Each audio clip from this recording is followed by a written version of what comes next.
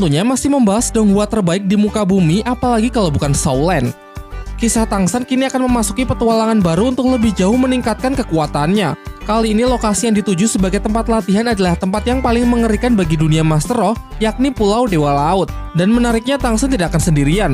Ia pergi bersama anggota 7 monster Akademi Shrek lainnya, yang mana ini tentu akan menjadi momen nostalgia setelah sekian lama mereka tidak diperlihatkan dalam satu frame. Namun seperti biasa, sebelum mulai saya akan berikan spoiler warning bagi kalian yang belum dan ingin menyaksikan Donghuanya secara langsung, karena konten kali ini akan mengandung banyak spoiler. Jadi saya sarankan untuk menonton versi fullnya terlebih dahulu di aplikasi WTV. Nah, kalau masih ada plot cerita atau scene yang membingungkan, barulah menonton video ini. Dan baiklah, kalau kalian sudah siap, mari kita mulai. Di bagian sebelumnya kita sudah menyaksikan Kekaisaran Tiando yang kembali damai. Pasca terbongkarnya kedok Xian Reshu sebagai putra mahkota palsu, Kaisar akhirnya memutuskan untuk memilih Suebeng sebagai putra mahkota yang baru. Namun Tangsan masih belum bisa menyimpulkan kalau cerita ini sudah happy ending, karena sebenarnya ini adalah awal perseteruan antara Kekaisaran Tiando dengan Balai Roh Pelindung yang sesungguhnya. Di malam harinya, kakek Dugu datang menemui Tangsan untuk menyampaikan rasa terima kasihnya karena telah berkontribusi besar dalam menyelamatkan Kekaisaran Tiando. Ia kemudian meminta Tangsan agar memasukkannya ke dalam Sekte Tang sebagai tempat bagi dirinya bisa menghabiskan hari tua. Cukup memberinya makan minum, dan jika ada pertarungan ia akan selalu siap membantu.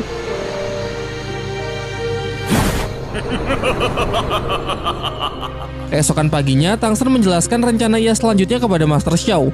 Ia akan kembali ke Sekte Haotian untuk menyampaikan situasi dunia Daoluo saat ini, serta ia akan mengajak Dewa Pandai Besi Lao Gao agar Paman Tang Xiao bisa membantunya dalam proses pembuatan senjata rahasia tingkat tinggi. Selain itu, pertarungan terakhirnya melawan Xian Renshu membuat Tangsan sadar bahwa ia masih sangat lemah, sehingga ia berencana untuk menghabiskan lebih banyak waktu untuk berlatih di Sekte Haotian. Namun untuk rencana terakhir, Master Xiao kurang setuju. Ia lebih merekomendasikan agar Tangsan berlatih di tempat lain, sebuah tempat yang sangat berbahaya tapi akan sangat berguna untuk meningkatkan kemampuan dengan cepat, dan tempat yang dimaksud bernama Pulau Dewa Laut. Ia menjelaskan bahwa Pulau Dewa Laut adalah kepulauan para siluman roh. Jika Tangsan berhasil melewati ujian dan kembali dengan selamat, maka kemampuan di berbagai bidang pasti akan sangat meningkat. Master Xiao juga menceritakan kalau dahulu Balai Roh Pelindung pernah mengirim 2000 Master Roh ke sana untuk melakukan invasi. Namun misi tersebut gagal dan 2000 Master Roh yang dikirim tidak ada satupun yang kembali dengan selamat. Sehingga sejak saat itu Balai Roh Pelindung tidak pernah mau lagi berurusan dengan Pulau Dewa Laut. Hal ini sudah cukup membuktikan kalau Pulau Dewa Laut adalah tempat yang memang sangat mengerikan. Namun tentu Tangsan berniat untuk mengambil resiko tersebut, karena ia percaya bahwa tekanan yang semakin besar akan membuatnya lebih mudah untuk mengeluarkan potensi kekuatannya demi menghadapi Balai Roh Pelindung. Tetapi di sisi lain, Tangsan memiliki keraguan karena jika ia pergi maka tidak akan bisa ikut rapat mengenai rencana Balai Roh Pelindung untuk melakukan pemilihan ulang 7 sekte besar. Menjawab hal itu, Master Xiao menjelaskan kalaupun Tangsan tetap tinggal juga akan sia-sia karena kekuatannya masih belum cukup untuk menandingi Balai Roh Pelindung, sehingga pilihan terbaik saat ini hanyalah meningkatkan kemampuan diri. Dan tidak perlu cemas mengingat kesepakatan kerjasama antara Kekaisaran Tiando dengan Kekaisaran Xingluo yang sudah mulai berlangsung. Menurutnya Balai Roh Pelindung untuk sementara tidak akan berani melakukan penyerangan. Pembicaraan pun ditutup dengan Master Xiao yang meminta agar Tangsan mengajak teman-temannya yang lain untuk bersama-sama pergi menuju Pulau Dewa Laut, karena tempat tersebut sangat berbahaya sehingga dengan begitu mereka bisa saling menjaga satu sama lain. Pada sore harinya, Tangsan meminta izin kepada para tetua di Sekte Tang. Singkatnya mereka setuju dan Bai He meminta agar Tangsan juga mengajak Bai Chen Xiang berlatih di Pulau Dewa Laut supaya kemampuan diri dari cucunya tersebut juga bisa meningkat. Tetapi sebelum itu, Tangsan ingin pergi ke Sekte Haotian terlebih dahulu untuk menyelesaikan beberapa urusan. Ia berpamitan dengan Mang Hojun dan memintanya agar menjaga sekte selama ia belum kembali. Singkat cerita, Tangsan telah tiba di Sekte Haotian dan menceritakan semuanya kepada Tang Xiao, terutama mengenai 4 sekte atribut tunggal yang kini telah kembali bersatu di dalam sekte buatannya, yaitu Sekte Tang. Tang Xiao pun merasa senang mendengarnya, karena ia memang memiliki perasaan bersalah kepada 4 sekte atribut tunggal, sehingga dengan adanya Sekte Tang setidaknya bisa menebus kesalahannya di masa lalu. Ia juga senang ketika tahu bahwa Tangsan kini sudah memenuhi salah satu syarat yang pernah diberikan tetua, yaitu mendapatkan cincin roh 100.000 tahun.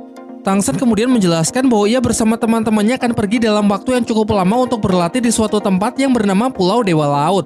Mendengar itu membuat Tang Xiao begitu terkejut, karena tempat yang dimaksud Tangsan adalah tempat yang sangatlah berbahaya. Ia kemudian menceritakan bahwa dulu bersama Tang Hou ia juga pernah pergi ke sana.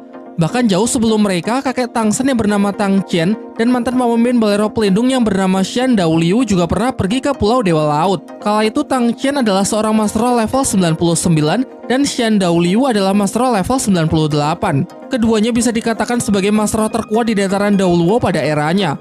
Namun meski begitu mereka dapat dikalahkan oleh Master of Pulau Dewa Laut yang bernama Bo Saihi. Faktanya secara level harusnya pertarungan tersebut bisa berjalan secara seimbang. Namun karena pertarungan berlangsung di Pulau Dewa Laut, Bo Saihi mendapatkan bantuan dari kekuatan laut sehingga membuatnya lebih unggul dari Tang Chen dan Xian Daoliu. Menurut Tang Xiao mungkin hanya Master dengan level 100 lah yang bisa mengalahkan Bo Saihi. Meski sudah mendengar cerita yang sangat mengerikan, Tang San tetap bertekad untuk pergi ke Pulau Dewa Laut. Ia berjanji pasti akan memenangkan ujian dan bisa kembali dengan selamat. Sin kemudian beralih memperlihatkan Mang Hojun dan Bai Qianxiang sedang latihan tanding melawan tim Oscar Ningrongrong di halaman Akademi Shrek. Diperlihatkan kalau Oscar sanggup mengimbangi kecepatan dari Bai Qianxiang berkat buff dari Ningrongrong. Ia juga menggunakan kemampuan sosis cloning untuk merilis skill rumput biru perak milik Tang San. Ketika Bai Qianxiang berniat untuk menerobos pertahanan rumput biru perak, tiba-tiba Mang Hojun menyela untuk lebih dulu menyerang Oscar. Sontak hal itu membuat Bai Qianxiang marah karena ia menganggap kalau Mang Hojun telah merebut bagian terbaiknya. Ma Hongjun lalu mencoba menjelaskan bahwa ia lebih tahu mengenai karakteristik pertahanan rumput biru perak. Dan jika tadi ia membiarkan Bai Qianxiang terus menyerang Oscar, maka pasti akan sangat mudah terjebak. Rongrong pun juga membenarkan hal tersebut karena rumput biru perak milik Tang San adalah tipe pengendali. Meski Bai Qianxiang sangat cepat, mustahil bisa meloloskan diri jika sudah terkena ikatan jaring laba-laba.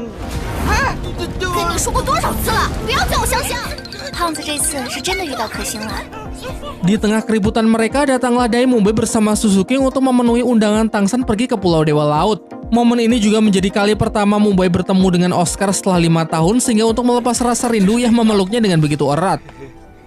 Sementara itu, setelah berpamitan dengan Sekte Haotian, Tang San pergi menemui ayahnya. Diperlihatkan rumput biru perak Ahyin yang sudah tumbuh jauh lebih cepat dari perkiraan Tang San. Tang San lalu menyampaikan tujuannya datang ke sini adalah untuk meminta persetujuan untuk satu hal, yaitu mengenai pernikahannya dengan Xiao Wu. Namun karena masih begitu banyak masalah, ia ingin bertunangan terlebih dahulu, tentunya dengan disaksikan kedua orang tuanya. Ia juga menjelaskan bahwa Xiao Wu memang belum bisa bangkit sepenuhnya, namun ia bisa menyatukan jiwa dan tubuhnya untuk sementara waktu, dan nanti setelah Xiao Wu benar-benar pulih, maka mereka akan langsung menikah. Mendengar hal itu membuat Tang Hao menjadi sangat gembira dan langsung memberikan restunya. Acara pertunangan dilakukan pada malam harinya. Di bawah langit malam yang indah dipenuhi gemerlap bintang, Xiao Wu berjalan lemah gemulai dengan gaun yang mempesona melewati hamparan bunga. Sementara Tang San juga tampil menawan sebagai mempelai pria dengan serangkaian bunga indah di genggamannya. Momen romantis mereka semakin membuat jiwa kaum jomblo meronta-ronta, sehingga saya rasa tidak ada yang perlu dijelaskan lagi pada scene ini karena cuma akan membuat kita menjadi iri.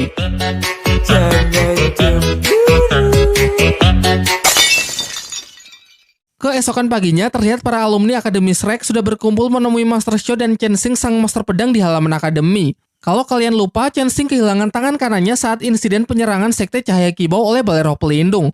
Kala itu sendirian ia bertarung melawan 5 master bertitel Daoluo demi mempertahankan sekte.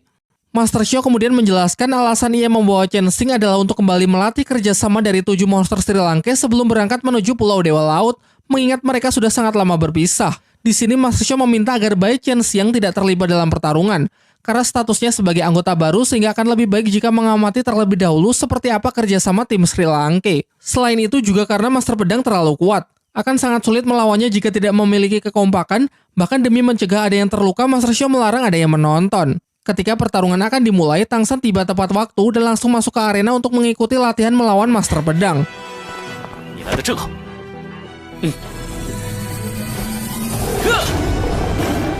Semua sudah siap maju bertarung dengan menunjukkan masing-masing kekuatan roh pelindungnya. Begitu pula Master Pedang Chen Xing, ia mengeluarkan wujud roh pelindungnya, sebuah pedang jiwa yang ia sebut 7 jalan kebinasaan. Membuktikan kalau ia tidak main-main dalam menghadapi para alumni Sri Lanka tersebut.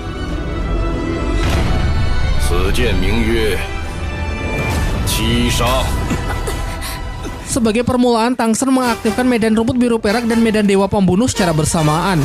Di lini depan diisi oleh Suking, Mumbai, dan Oscar sebagai divisi penyerang utama. Suking maju terlebih dahulu dengan kecepatan tinggi, dilanjutkan Mumbai, Oscar, Mang Hojun menggunakan kombinasi serangan beruntun dengan bantuan buff dari Ningrongrong.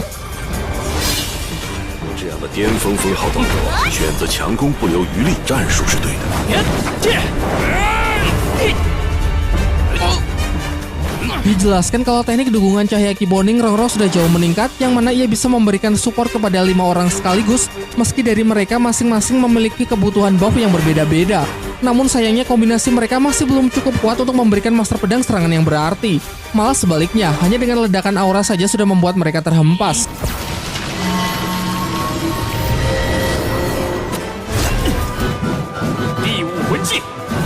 蓝银霸王枪。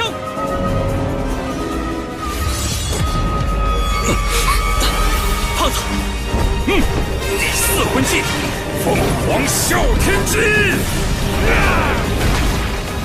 第六魂技，白虎破灭杀。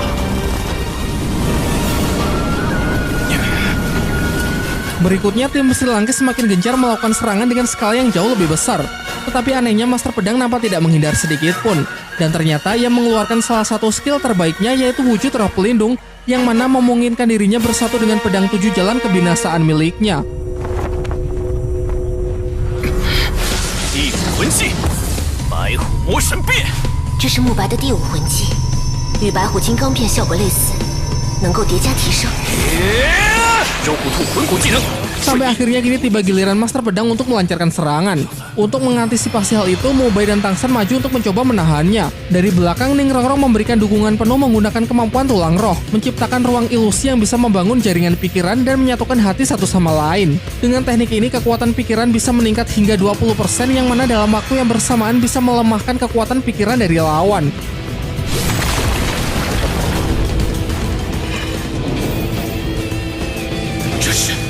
一切技能都是虚幻的，看清楚了。我杀神领域的杀气充满了暴力与冰冷，可剑斗罗的杀气却浩然博大。也许这是杀神领域的另一条路线。九宝有名，五岳功，六岳增。一起上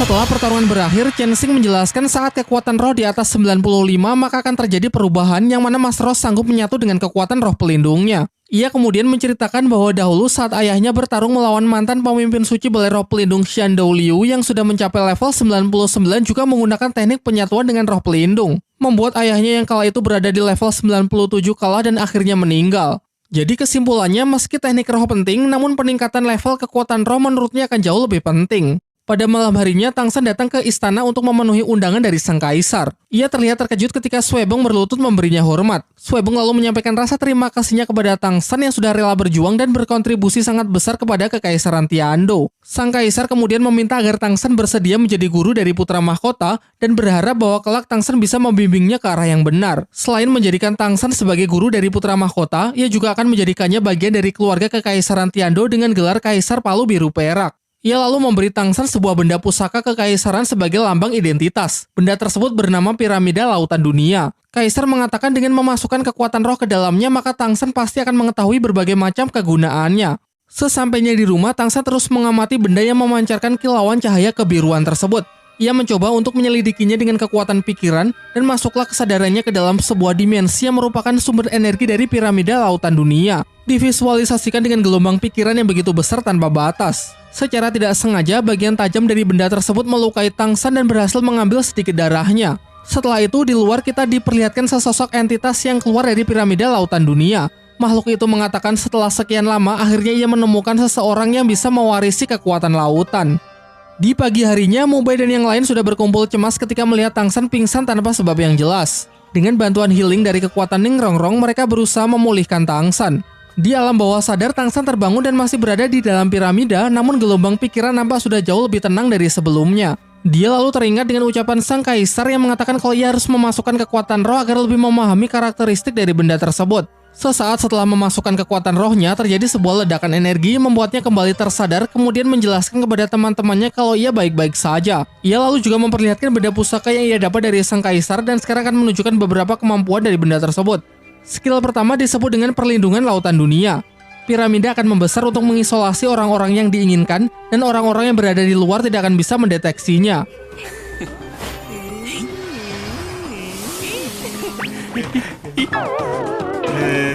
Skill kedua bernama pengendali lautan dunia. Skill ini bisa digunakan untuk mengunci pergerakan serta kekuatan roh target dalam batas waktu tertentu.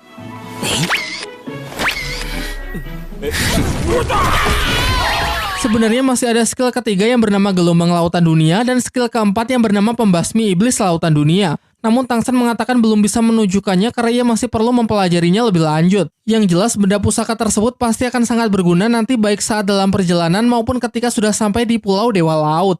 Keesokan harinya sebelum berangkat menuju Pulau Dewa Laut, mereka semua berpamitan dengan para tetua sekte dan guru-guru Akademi Sri Lanka. Diperlihatkan kalau Bai Chen Xiang lah yang merasa paling berat karena selama ini ia tidak pernah jauh dari kakeknya. Belum juga jauh meninggalkan kota Tiando, Bai Chen Xiang nampak sangat sedih. Wajar saja sih mengingat kelompok 7 monster Sri Lanka baginya masih orang asing. Ma Hongjun yang mencoba untuk menghiburnya justru kena marah karena mungkin ia tidak terlalu pintar dalam membaca situasi. 胖子，别气了，香香刚离开家。我就是知道他难过才安慰他。 Perjalanan yang sangat panjang pun terus berlanjut. Beberapa kali berhenti untuk beristirahat yang membuat kedekatan mereka menjadi semakin erat. Singkat cerita, pada suatu malam mereka melintasi wilayah pemukiman yang mencurigakan. Beberapa alat pertanian masih tertinggal di ladang namun tidak terlihat satu orang pun. Bai Chen Xiang kemudian menawarkan dirinya untuk mengecek lebih jauh. Mengingat ia adalah Mas Ro yang sangat ahli dalam memata-matai, Tang San pun mengizinkannya sambil memberikan senjata rahasia untuk berjaga-jaga. Memasuki kawasan desa lebih dalam, suasana semakin terasa aneh karena sama sekali tidak ada tanda-tanda kehidupan manusia. Ketika ia tengah melakukan investigasi, tiba-tiba seorang anak kecil berlari sambil menangis untuk meminta perlindungan. Namun tak lama setelah itu dari atap rumah turun sesosok manusia serigala dan langsung menyerang mereka. Ma Hongjun yang mendengar suara ledakan dari arah Chen Xiang langsung bereaksi terbang menuju lokasi. Tang San memerintahkan yang lain agar tetap di sini untuk menjaga Xiao Wu, sementara ia dan Mu Bai akan pergi menyusul Ma Hongjun demi menyelesaikan masalah di desa. Sebelum pergi, ia menggunakan skill perlindungan piramida lautan dunia untuk melindungi mereka yang tetap tinggal. Setelah sampai, mereka melihat sesosok manusia serigala yang sedang menyeret korbannya. Namun hal itu tidak lantas membuat mereka bertindak gegabah. Mu Bai menjelaskan kalau makhluk tersebut bernama bandit serigala. Makhluk yang sangat buas, menyukai darah dan menjadikan manusia sebagai makanannya. Dalam sejarahnya, bandit serigala merupakan hasil kawin silang antara manusia dengan siluman roh jenis serigala badai iblis. Membuat makhluk ini mewarisi kecerdasan manusia dan kekuatan siluman. Bahkan dijelaskan kalau kekuatan 500 bandit serigala saja sanggup mengalahkan sebuah pasukan yang berisi puluhan ribu prajurit terlatih. Pada waktu yang bersamaan, sekelompok bandit serigala ternyata sudah berhasil menangkap Bai Chen Xiang dan siap untuk membunuhnya. Ma Hongjun yang mengetahuinya sudah tidak bisa menahan diri lagi. Ia mengabaikan perintah Tang San dan berniat menghadapi makhluk-makhluk tersebut secara langsung. Namun kocaknya aksi heroik justru berubah menjadi komedi ketika dengan ceroboh ia malah terpeleset jatuh dari atap.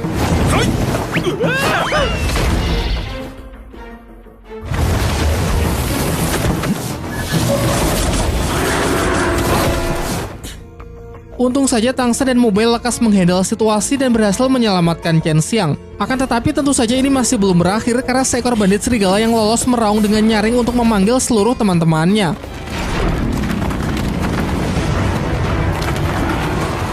Dan benar saja, tak lama setelah raungan itu banyak bandit serigala lain yang mulai berdatangan. Tang San memerintahkan Chen Xiang pergi terlebih dahulu untuk membawa warga ke tempat yang aman, sedangkan ia, Mu Bai dan Ma Hongjun akan berusaha menahan bandit-bandit serigala tersebut. Namun sayangnya masih ada sebagian bandit serigala yang mencoba mengejar Chen Xiang. 你们先走，我来拖住他们。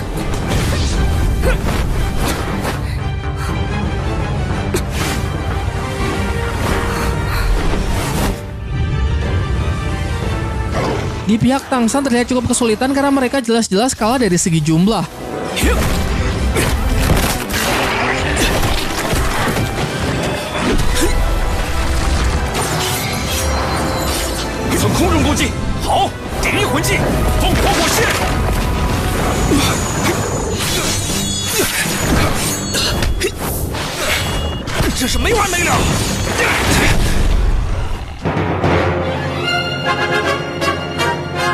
Dan tak lama setelah itu datang si ketua bandit yang membawa Chen Xiang sebagai sandera. Ia mengatakan agar Tang San dan kedua temannya menyerahkan diri jika ingin nyawa gadis tersebut selamat. Untuk mengatasi situasi ini, Tang San berpura-pura menyerah sambil meminta Ma Hongjun supaya bersiap menyelamatkan Chen Xiang setelah ia memberikan sinyal.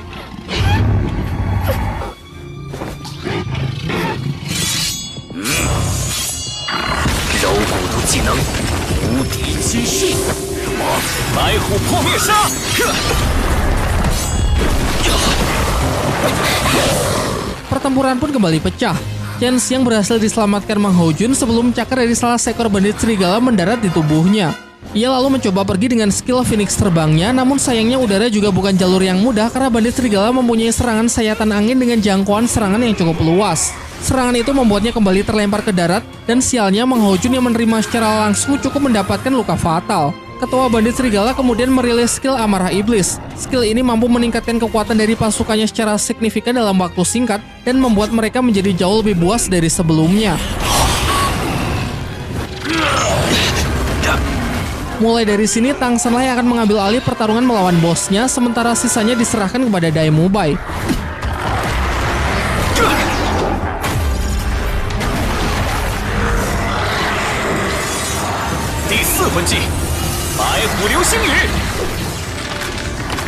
Mubai berhasil memukul jatuh belasan bandit serigala dengan skill Meteor Harimau Putih, namun di mode amarah ini mereka seakan tidak merasakan rasa sakit dan bisa pulih dengan begitu cepat.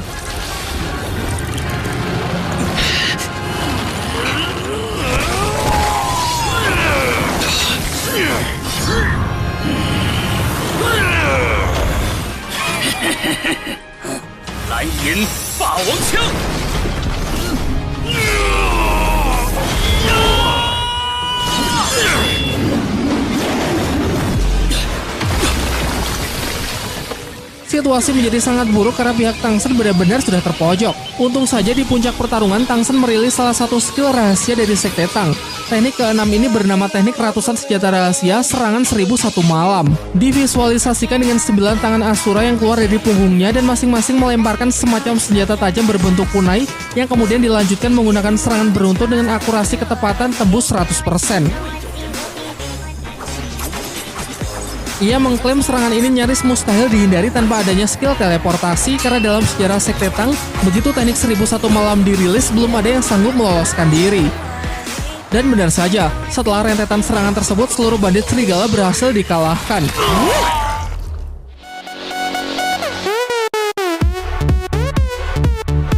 Dari sisa tubuh ketua bandit muncul sebuah tulang roh kaki kanan beraura merah, dan Tang Shen mengatakan kalau tulang roh ini akan sangat cocok dengan Dai Mubai sehingga ia ingin Mubai menyerapnya.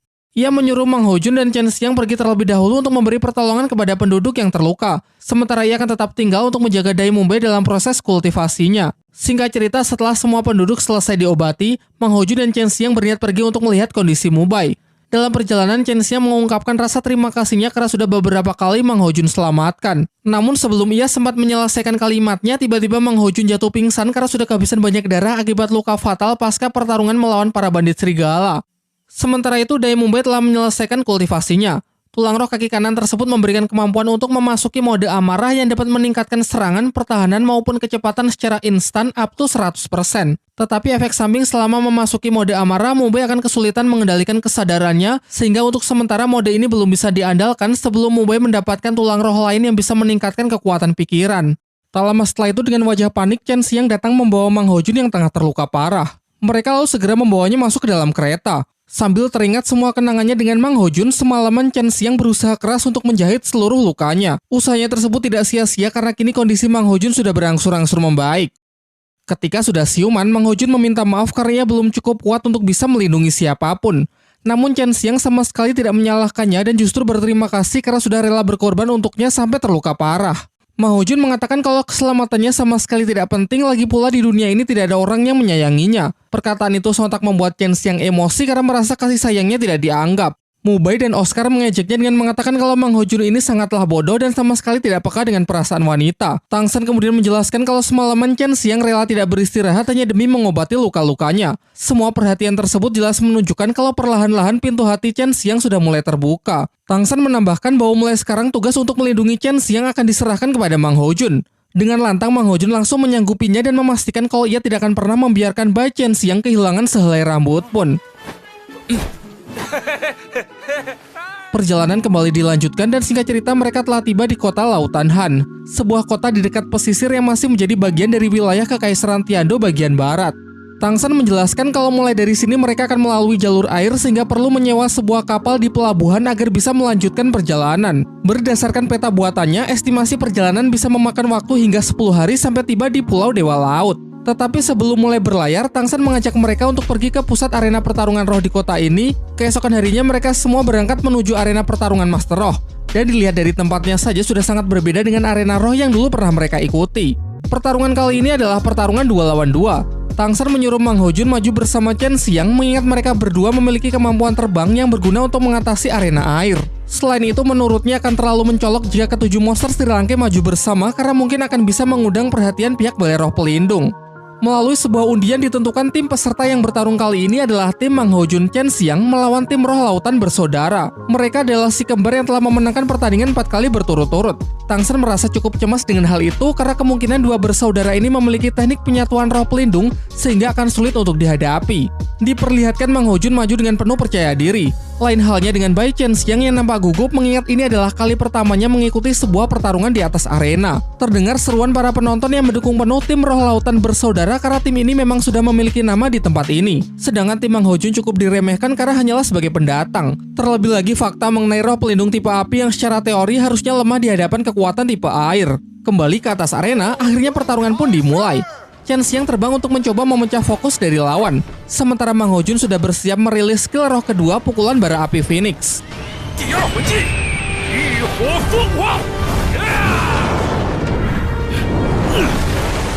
Serangannya tersebut kemudian dibalas dengan teknik kombinasi dari skill roh ketiga pukulan ombak. Namun bukannya menghindar, Mang Ho Jun justru menerjang serangan tersebut dengan penuh percaya diri. Tentu saja ia melakukan ini agar terlihat keren di mata Chen Xiang yang padahal akan jauh lebih efektif jika dia menghindarinya saja. Suhu panas dari api Phoenix Mang Ho Jun cukup kuat untuk menguapkan air dan melenyapkan teknik musuh.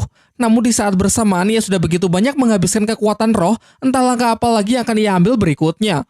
Kesempatan ini dimanfaatkan musuh untuk melancarkan serangan balasan sebelum Mang Ho Jun bisa memulihkan kekuatannya. Mereka berdua langsung merilis skill terkuatnya yaitu skill kelima Panah Hujan Roh Iblis.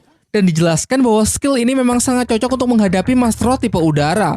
Situasi cemas mulai terlihat di pihak Tang San mengingat dari awal Mang Ho Jun sudah kehilangan banyak kekuatan roh, jadi kemungkinan ia tidak akan bisa bertahan lebih lama lagi. Di sini Mang Ho Jun ingin merilis skill roh kelimanya, namun serangan musuh yang begitu cepat dan kuat tidak memberinya kesempatan untuk bisa mengumpulkan kekuatan. Sementara itu Chen Xiang dengan kecepatan manuvernya mencoba menerobos serangan tersebut. Namun jika niatnya ingin mematahkan teknik lawan, sepertinya akan mustahil karena ia tidak memiliki damage serangan yang cukup besar.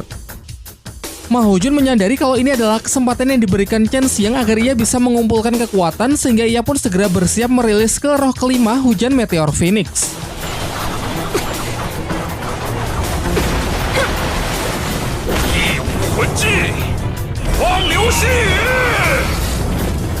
Tetapi sayangnya musuh masih memiliki kartu as untuk menghadapi serangan Mang Ho Jun yaitu melakukan teknik penyatuan roh pelindung puting beliung naga air.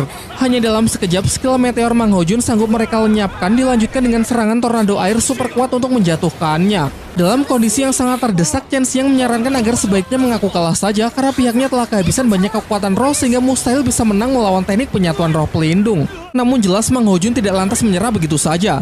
Ia mengerahkan tenaga terakhirnya pada tulang roh tangan kanan untuk meledakkan teknik naga air musuh. Sayang sekali upayanya tersebut sia-sia karena tenaganya yang memang sudah terkuras habis. Dan bahkan ia sudah tidak sanggup lagi untuk mempertahankan wujud sayap Phoenix-nya. Namun anehnya meski sudah hampir menang, raut wajah kedua saudara kembar ini nampak sedang menahan rasa sakit dan warna kulit yang seolah terbakar. Senyum percaya diri kembali terlihat di wajah Mang Ho Jun, kemudian hanya dengan satu kali jentikan jari, teknik penyatuan roh pelindung lawan pun langsung pecah.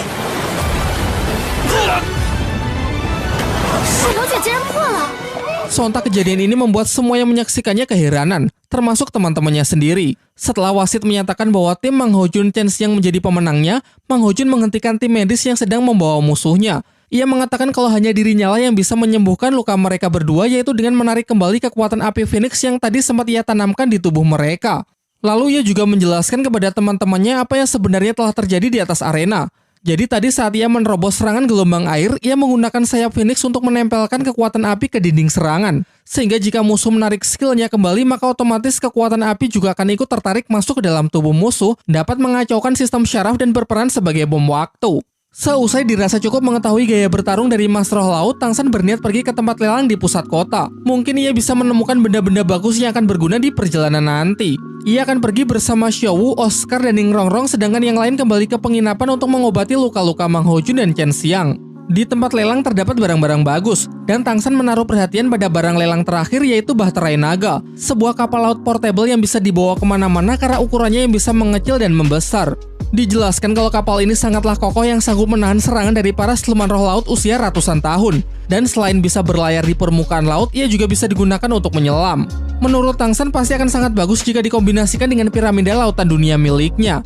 Di penginapan, Mang Ho Jun menceritakan pengalaman bertarungnya melawan Master Roh Laut kepada Dai Mubai. Ia menjelaskan ketika para Master Roh Laut bertarung di wilayah air, mereka dapat menghemat banyak kekuatan roh.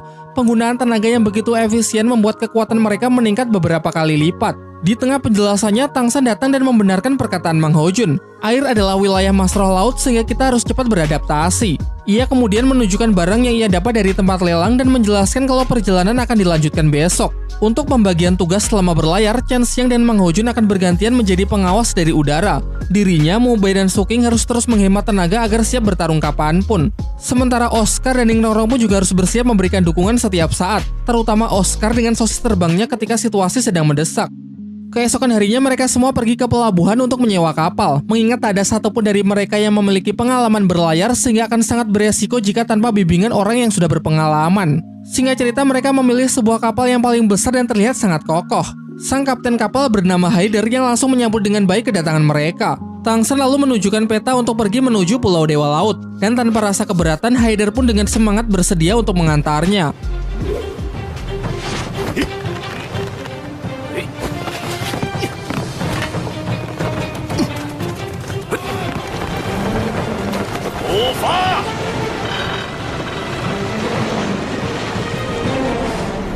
Pelayaran pun dimulai. Beberapa dari mereka menikmati perjalanan dan ada juga yang mual-mual karena mabuk laut. Tang San kemudian menanyakan kepada Kapten Haider bagaimana cara para pelaut menghadapi siluman roh. Haider menjelaskan kalau setiap badan kapal sudah dilapisi semacam obat. Aroma yang dikeluarkan tidak disukai oleh siluman roh laut sehingga makhluk-makhluk tersebut biasanya akan menjauh dengan sendirinya. Di samping itu, para pelaut yang sudah berpengalaman seperti dirinya sudah mengetahui di mana saja titik lokasi siluman roh yang kuat sehingga kita bisa menghindarinya. Sin kemudian beralih memperlihatkan langit malam yang begitu mempesona. Xiao lalu mengajak Tang San keluar untuk menyaksikannya. Perlu diingat kalau sesekali Xiao bisa menggabungkan tubuh dengan jiwanya dan mempertahankannya meski cuma dalam waktu yang relatif singkat. Xiao mengatakan kalau begini saja ia sudah cukup bahagia sehingga ia tidak ingin pengorbanan dari Tang San. Namun Tang San mengatakan kalau ia ingin melihat Xiao bisa kembali sepenuhnya. Ia rela mengorbankan semua yang ia miliki asalkan Xiao bisa hidup seutuhnya lagi. Pembicaraan pun ditutup dengan ciuman romantis dari Tang San yang disaksikan indahnya langit malam.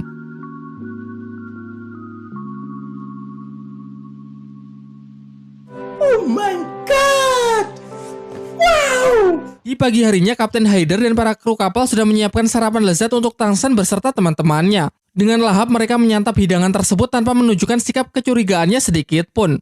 Selepas sarapan, semua berjalan normal dengan aktivitasnya masing-masing. Namun tak lama setelah itu, Kapten Haider bersama krunya menghampiri mereka dengan tatapan dan nada yang sinis. Dari sini akhirnya terungkap bahwa sebenarnya Kapten Haider ini adalah anggota kelompok bajak laut Mutiara Ungu, dan sejak awal ia sudah memiliki niat jahat untuk merampok rombongan Tang San. Pagi ini diam-diam ia telah memasukkan racun ke dalam makanan yang tadi dihidangkan kepada Tang San dan teman-temannya, lalu menunggu waktu yang tepat sampai racunnya bereaksi. Sekarang terlihat bahwa racun yang telah bereaksi membuat rombongan Tang San pusing dan jatuh pingsan. Namun ketika Haider merasa kalau sudah menang, ada yang aneh karena Xiao menjadi satu-satunya yang tidak pingsan. Tang San pun langsung bangkit lalu menjawab kalau Xiao terlalu polos untuk bisa bersandiwara seperti yang lain. Berkat kekuatan sosis penawar racun dari Oscar, racun murahan yang digunakan para bajak laut tersebut sama sekali tidak ada gunanya. Tang San kemudian juga menjelaskan kalau sebenarnya ia sudah menaruh kecurigaan sejak hari pertama. Ia memperhatikan para kru kapal laut yang bergerak dengan sangat leluasa, kekuatannya jelas bukan seperti manusia biasa, melainkan lebih mirip dengan seorang master roh.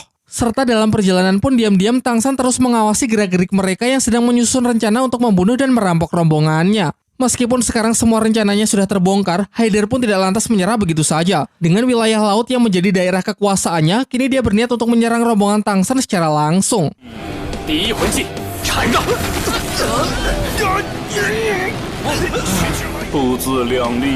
Karena adanya perbedaan kekuatan yang terlalu jauh, hanya dalam sekejap Tang San pun berhasil meringkus mereka semua. Sebagian kru dengan kekuatan roh pelindung ular laut berhasil lolos dan segera masuk ke dalam air. Mereka berencana untuk membalik kapal karena meski master roh tingkat tinggi sekalipun, riwayat rombongan Tang San akan berakhir begitu tenggelam ke dalam laut. Namun di sini Haider justru mencoba memperingatkan para krunya agar berhenti karena ia tahu sesuatu yang berbahaya akan terjadi jika mereka melakukan hal itu.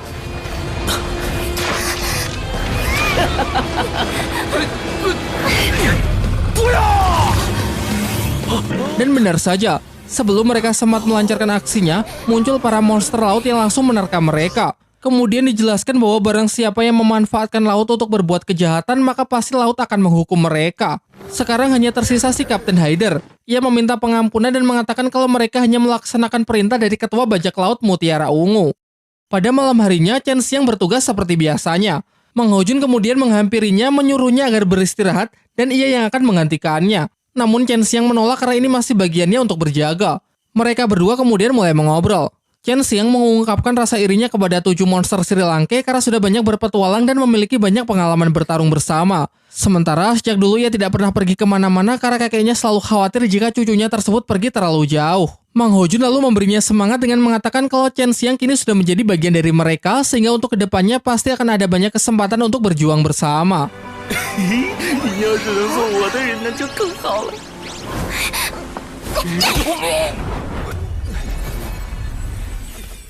Di waktu yang bersamaan, Mu Bai menghampiri Tang San untuk menanyakan mengapa Hyder masih dipercaya untuk mengurus kapal. Tang San menjelaskan kalau ia tidak punya pilihan lain karena dari kita tidak ada yang menguasai navigasi pelayaran sehingga hanya bisa membiarkan Hyder membawa kapal menuju Pulau Dewa Laut. Namun ia berpesan agar tidak sedikit pun menurunkan kewaspadaan dan selalu mengawasi gerak-geriknya. Di sisi lain kita diperlihatkan Hyder yang masih dengan rencana liciknya. Ia dendam kepada rombongan Tang San karena salah satu kru bajak laut yang tadi siang celaka adalah putra kesayangannya. Secara diam-diam ia menjatuhkan bom ke dasar laut yang ia tahu bahwa ini adalah wilayah dari siluman roh Raja Paus Iblis Laut Dalam berusia ratusan ribu tahun. Ia berencana untuk mati bersama dengan memancing kemarahan dari makhluk tersebut supaya menyerang kapal. Tang San yang sedang berjaga langsung bisa menyadari kalau ada sebuah pergerakan di dalam air. Seketika ia bergerak cepat melumpuhkan Hyder dan menanyakan sebenarnya apa yang telah ia lakukan. Setelah tahu kalau ini adalah wilayah dari siluman roh ratusan ribu tahun, Tang San pun bergegas memutar kemudi agar bisa menghindari bentrokan. Namun sayangnya hal itu sudah terlambat, berkat ledakan bom yang baru saja Hyder lepaskan, pasti makhluk buas tersebut tak lama lagi akan naik ke permukaan. Laut yang tenang seketika berubah menjadi gelombang pasang yang mengombang-ambingkan kapal mereka. Tang San pun segera memerintahkan Oscar untuk mengeluarkan sosis jamur terbang agar bisa melarikan diri lewat jalur udara karena tak lama lagi kapal mereka pasti akan tenggelam. Siluman roh Paus Iblis Laut Dalam akhirnya menampakkan wujudnya. Memiliki ukuran yang sangat besar dan tekanan kekuatan rohnya yang dilepaskan jauh lebih kuat jika dibandingkan dengan siluman kera Titan maupun banteng sanca ungu. Sepertinya makhluk ini cukup pintar. Ia membatasi pergerakan dari mangsanya dengan menciptakan sebuah medan berbentuk kubah lalu melancarkan ribuan serangan tombak es. Untuk mengatasi hal itu, Tang San segera membuat formasi segaris untuk berusaha bertahan menggunakan skill perisai emas tak tertembus. Namun nampaknya serangan berikutnya akan jauh lebih kuat yang mustahil bisa ia tahan dengan cara yang sama. Menghindar pun juga tidak akan sempat. Sehingga mereka menggunakan teknik penyatuan kekuatan roh 7 orang persis seperti apa yang dulu pernah ia lakukan di babak final turnamen. Terjadilah benturan kekuatan yang sangat besar. Tapi sayang, usaha Tang San masih belum cukup kuat untuk bisa mengimbangi serangan dari siluman Paus Iblis.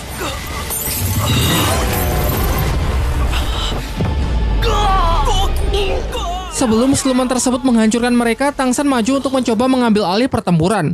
Ia memerintahkan Oscar dan Mang Hao Jun agar membawa pergi semua orang keluar dari radius serangan, sementara ia akan berusaha menahan Paus Iblis semampunya.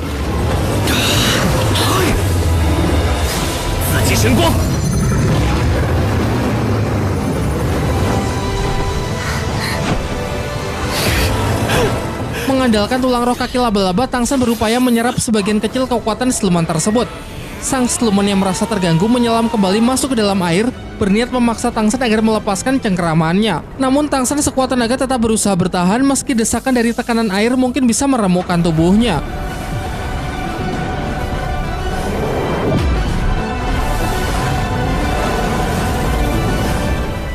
Sampai pada akhirnya ia benar-benar sudah kehabisan tenaga, tulang roh kaki laba-labanya kembali patah membuatnya jatuh tenggelam ke dasar laut. Masih beruntung ketika siluman Paus Iblis nyaris menelannya, tiba-tiba piramida lautan aktif untuk melindunginya. Kita kembali diperlihatkan sesosok jiwa raksasa yang keluar dari piramida Tang San dan ialah Poseidon sang dewa laut. Dari sini terungkap bahwa Poseidon lah yang telah membutakan mata kiri dari siluman Paus Iblis. Ia juga menghukumnya selama 20.000 tahun terakhir agar siluman tersebut tidak keluar dari laut dalam karena telah banyak membuat kerusakan. Tetapi bukannya mengubah sikapnya, sekarang siluman itu justru merasa sudah muak dengan hukumannya sehingga ia berniat untuk menyerang Poseidon. Namun diperlihatkan kalau kekuatannya masih jauh di bawah sang dewa laut. Siluman tersebut berhasil dilumpuhkan dengan begitu mudah, lalu diperintahkan agar kembali masuk ke laut dalam. 2万年了，希望这一次的选择不要让我失望。 Di pagi harinya terlihat Tangsen yang terdampar di sebuah pulau. Ia lalu terbangun di atas ranjang dengan banyak luka di tubuhnya, namun nampaknya seseorang sudah merawatnya dengan baik. Ketika ia membuka mata, ia melihat cahaya dari piramida lautan dunia yang lebih redup dari sebelumnya. Mungkin hal ini karena kekuatan yang sudah banyak terkuras akibat menyelamatkannya semalam. Tak lama setelah itu masuk seorang pria yang bernama Ji Xiang. Ia adalah satu-satunya dokter di pulau ini. Ia jugalah yang kemarin menemukan Tangsen terdampar di pantai lalu segera mengobati luka-luka di tubuhnya. Setelah mengetahui hal itu, Tangsen mengungkapkan rasa terima kasihnya kemudian menceritakan kalau kemarin ia sempat diserang kelompok bajak laut dan bertemu siluman roh Paus Iblis yang membuatnya berpisah dengan teman-temannya. Ji Xiang kemudian mengatakan kalau Tangsen perlu banyak beristirahat terlebih dahulu dan nanti ia akan membantu untuk mencari keberadaan dari teman-temannya. Setelah Ji Xiang keluar, Tangsen merasakan bahwa tulang roh kaki laba-labanya kini telah berevolusi lagi. Penyebabnya mungkin karena kemarin ia sempat menyerap sedikit kekuatan dari siluman Paus Iblis laut dalam. Ketika sedang berkultivasi untuk memulihkan diri, Tangsen mendengar suara keributan dari luar. Di sana ia melihat Ji Xiang yang tengah mengobati seorang pelaut yang sedang terluka parah. Namun Ji Xiang mendapatkan kendala saat ingin memasukkan jarum perak untuk menutup syaraf pasien di titik yang sulit karena ia sama sekali tidak memiliki kekuatan roh. Dari arah belakang, Tangsen menawarkan dirinya untuk membantu. Sempat terjadi sedikit perseteruan karena teman dari si pasien tidak mempercayai Tangsen. Namun setelah Ji Xiang mengizinkannya untuk mencoba, Tangsen pun berhasil membantu dengan menutup syaraf pasien sehingga proses pengobatan bisa dilanjutkan hingga pasien kondisinya semakin membaik. Tangsen merasa sangat kagum dengan kemampuan Ji Xiang karena meski tanpa kekuatan roh ia bisa menusukkan jarum-jarum akupuntur dengan sangat akurat. Namun Ji Xiang merasa bahwa kemampuannya masih belum cukup layak untuk dikagumi oleh siapapun mengingat kemampuannya yang masih sangat terbatas. Tangsen lalu mengatakan bahwa ia bersedia mengajari Ji Xiang untuk menutup syaraf seperti apa yang tadi ia lakukan. Ia juga memiliki sebuah cara supaya seseorang bisa meningkatkan kekuatan roh pelindung meski orang tersebut terlahir tanpa kekuatan roh sedikit pun. Namun jika ingin berguru kepada Tangsen, Ji Xiang terlebih dahulu harus bersedia bergabung ke dalam sekte Tang. Tanpa lama berpikir, Ji Xiang pun menyanggupi syarat tersebut. Tangsen lalu memberikannya salah satu koleksi tanaman obatnya yang bernama Raja Ginseng puluhan ribu tahun. Setelah memakan tanaman ini, maka kekuatan roh pelindung Ji Xiang pasti akan bangkit dan kelak berpotensi bisa menjadi seorang master roh. Singkat cerita, setelah mengikuti pelatihan dari Tangsen, akhirnya Ji Xiang pun berhasil mengeluarkan kekuatan roh pelindungnya tipe alat yaitu jarum perak. Dan untuk selanjutnya, Ji Xiang hanya perlu terus berlatih untuk bisa meningkatkan kekuatan rohnya. Tangsen kemudian menanyakan mengenai bajak laut Mutiara Ungu. Ji Xiang mengatakan kalau ketua bajak laut Mutiara Ungu adalah orang baik yang sering membagikan uang kepada masyarakat miskin. Keesokan paginya ia mengantar Tangsen ke markas bajak laut tersebut. Dalam perjalanan ia menjelaskan kalau kelompok bajak laut Mutiara Ungu sangat terkenal di pulau ini. Memiliki total jumlah anggota sekitar 3.000 orang dan 200 diantaranya adalah para master roh. Tentu saja yang paling kuat adalah sang ketua bajak laut dengan level mencapai 68, sedangkan sisanya rata-rata mencapai level 40-an. Sesampainya di markas, Tangsen benar-benar terkejut ketika melihat teman-temannya yang diikat di bawah teriknya sinar matahari.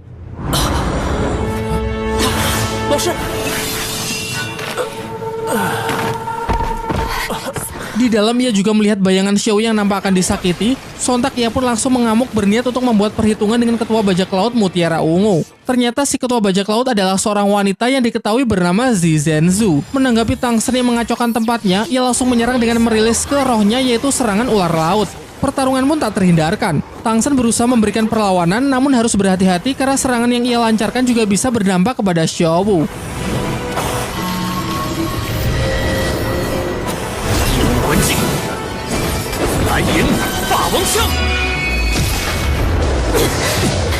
Merasa tidak akan menang duel kekuatan melawan Tangsen, Zhenzu lalu menjadikan Xiao Wu sebagai sandera agar Tangsen menghentikan serangannya. Di saat situasi semakin memanas, Mang Hojun masuk lalu dengan terbata-bata ia menjelaskan kalau Tangsen telah salah paham. Ketua bajak laut ini sama sekali tidak memiliki niat jahat dan justru sebaliknya dia ingin menolong mereka. Diceritakanlah pasca serangan siluman roh Paus Iblis. Mereka terombang-ambing di atas permukaan laut. Naasnya tak lama setelah itu mereka kembali bertemu dengan seekor siluman roh berusia puluhan ribu tahun.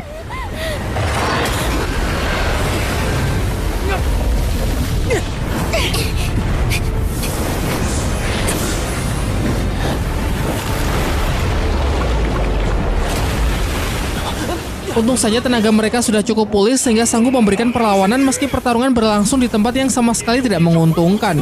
Hingga pada akhirnya siluman pun berhasil dikalahkan, namun sialnya dalam pertarungan mereka sempat terkena racun beku yang bahkan tidak bisa diatasi oleh api Phoenix milik Mang Hojun. Untung saja mereka sudah cukup dekat dengan daerah pesisir dan ketua bajak laut Mutiara Ungu yang telah menyelamatkan mereka. Kemudian mereka sengaja dijemur di bawah sinar matahari dengan harapan bisa menghilangkan efek dari racun beku di tubuh mereka. Setelah mendengar penjelasan tersebut, Tang San mengeluarkan inti siluman api primitif yang dulu sempat ia dapat dari jalur neraka untuk menghilangkan efek racun beku. Dan tidak butuh waktu lama racun beku pun berhasil Tang San cairkan sehingga teman-temannya kini sudah aman. Tetapi Zhensu tetap menolak untuk menyerahkan Xiao Wu. Ia kemudian menantang Tang San dalam sebuah pertandingan. Jika Tang San menang, Xiao Wu akan ia kembalikan, dan sebaliknya jika Tang San kalah, maka Xiao Wu akan tetap tinggal di kelompok bajak lautnya. Tang San bersedia untuk bertanding, tetapi ia tidak ingin menjadikan Xiao Wu sebagai barang taruhan, sehingga kesepakatannya ia ubah, yaitu jika Tang San menang, maka ia akan menjadi bosnya, namun jika ia kalah, maka terserah dirinya mau diapakan. Zhensu pun menyepakati hal itu. Dan pertandingannya adalah Tang San harus bisa menangkap ketua bajak laut tersebut dalam batas waktu setengah jam tanpa menggunakan skill roh pelindungnya. Setelah pertandingan dimulai, Zhensu dengan cepat berlari masuk ke dalam hutan. Sementara Tang San masih terlihat santuy meski para kru bajak laut sudah bersiap menghalangi dia mengejar ketuanya. Tang San kemudian merilis teknik senjata rahasia Sekte Tang, kelompok Dewi Bunga. Walaupun bukan serangan yang mematikan, orang biasa dan Master Roh tingkat bawah yang terkena serangan tersebut akan mengalami kelumpuhan sementara. Di waktu yang bersamaan, Zhensu merasa sangat percaya diri untuk bisa mengalahkan Tang San mengingat pulau ini adalah wilayahnya. Sedangkan dari arah belakang, Tang San yang berusaha menyusul menggunakan skill dari tulang roh kebijaksanaan dan medan rumput biru perak untuk melacak jejak dari lawannya. Meskipun tak begitu menguasai jalur dan banyaknya jebakan yang berada di dalam hutan, semuanya masih bisa Tang San lewati dengan cukup mudah. Bahkan beberapa kru bajak laut yang merupakan Master Roh tingkat menengah pun juga berdatangan untuk menghadangnya. Pengejaran terus berlanjut hingga tiba di bibir pantai. Zhensu yang merasa sangat jengkel akhirnya menggunakan skill roh pelindung ular laut untuk menjebak Tang San yang selalu bisa mengejarnya.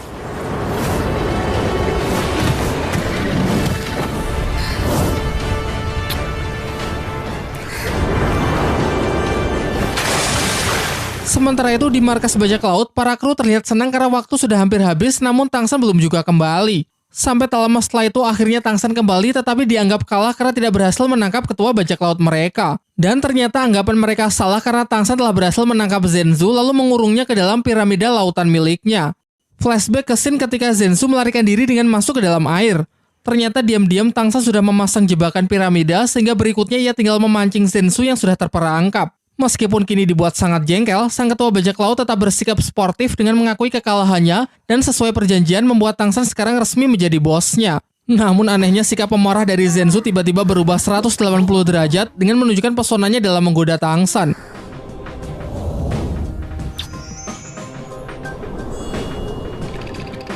Untung saja iman Tang San kuat ya, kalau yang lain nggak tahu dah.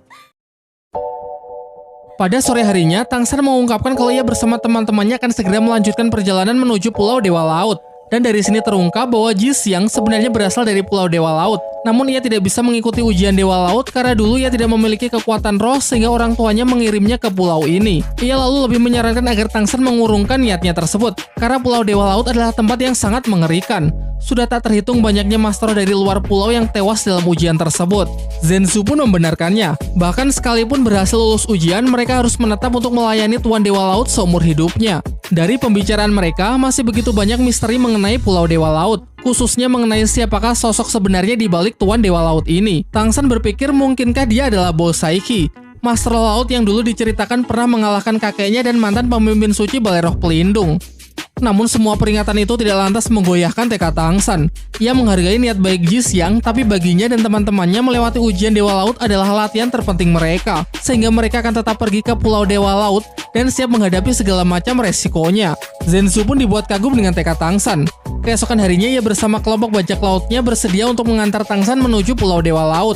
Namun Zhensu mengatakan kalau ia hanya bisa mengantar sampai di sini, ia khawatir jika lebih dekat lagi akan dianggap menyinggung Tuan Dewa Laut dan bisa membahayakan seluruh anggota bajak lautnya. Sebelum berpisah, ia memperingatkan Tang San agar ekstra berhati-hati karena di sekeliling Pulau Dewa Laut terdapat banyak siluman roh hiu putih yang siap menyerang para pendatang. Meski tidak sebesar siluman roh paus iblis, kecepatan siluman hiu putih benar-benar mengerikan. Singkat cerita, akhirnya rombongan Tang San memisahkan diri dan berangkat menggunakan bahterai naga yang dulu ia dapat dari tempat lelang.